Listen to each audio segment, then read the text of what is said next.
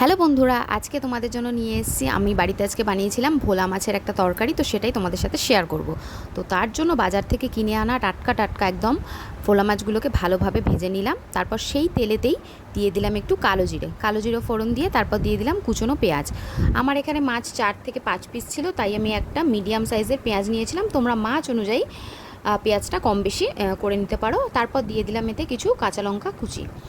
আর ভোলা মাছ রান্না করলে সত্যি কথা বলতে কালো জিরে ফোড়ন দিলে সবথেকে বেশি টেস্ট হয়। হ্যাঁ, অন্যরকমভাবেও হয়, বাট এটা আমার সবথেকে বেশি ভালো লাগে। তো চলো, এবারে পেঁয়াজটা একটু ভাজা ভাজা হয়ে যেতে আমি এতে দিয়ে দিলাম আলু নাও দিতে পারো। আমি আলু দিয়েছিলাম কারণ আজকে একটা তরকারি করেছিলাম, সেই জন্য এটাতে আলু দিয়ে করলাম, বাট খেতে কিন্তু খুবই ভালো হয়েছিল। তো আলুটা দিয়ে 2 মিনিট একটু ভাজা ভাজা করে নিলাম। তারপর দিয়ে দিলাম টমেটোটা তোমরা স্কিপ করলেও করতে পারো, আমার কাছে ছিল আমি তাই দিয়েছি। তো তারপর এবার একটু নাড়াচাড়া করে নেব, ভালো করে ভাজা ভাজা হয়ে যাবে আর টমেটোটা একটু গলে গলে আসবে। তারপর এতে আমি দেবো শুধুমাত্র গুঁড়ো মশলা, আর কিছুই না। গুঁড়ো মশলার মধ্যে ছিল লঙ্কা গুঁড়ো, হলুদ গুঁড়ো, জিরে গুঁড়ো আর স্বাদ মতো নুন। তো এবার মশলাগুলো দিয়ে আমি একটু অল্প অল্প করে জল দিয়ে কষিয়ে নেব। তো ভালোভাবে এবার মশলাটাকে কষিয়ে নিচ্ছি। আর গ্রেভিটা তোমরা নিজেদের পছন্দ মতোই রাখবে, কারণ আমি আজকে একটু বেশি গ্রেভি রেখেছিলাম, জলটা দিয়েছিলাম। তোমরা তোমাদের পরিমাণ মতন দিয়ে নেবে। আর হ্যাঁ, ধনেপাতা হলে কিন্তু অবশ্যই একদম মানে পারফেক্ট হয়ে যেত তরকারিটা, বাট আমার কাছে ছিল না ধনেপাতা।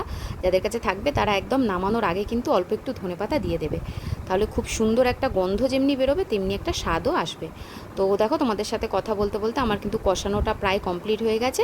এইবার আমি জল দিয়ে দেবো, দিয়ে একটু ঢাকা দিয়ে ফুটতে দেবো। তারপর যখন ফুটে আসবে তখন মাছটা দেবো।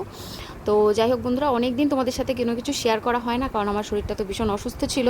তো এখন একটু ভালো আছি, তাই জন্য ভাবলাম যে চলো আজকে তোমাদের সাথে কিছু একটা শেয়ার করা যাক।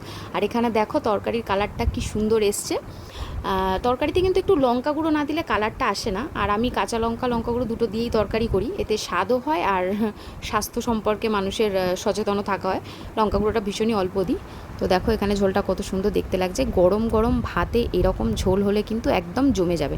আর আজকে ছিল বৃষ্টি, তো খাওয়াটা তো খুবই ভালো হয়েছিল। তো তরকারিটা কেমন লাগলো অবশ্যই কমেন্টে জানিও। টাটা। Just awesome.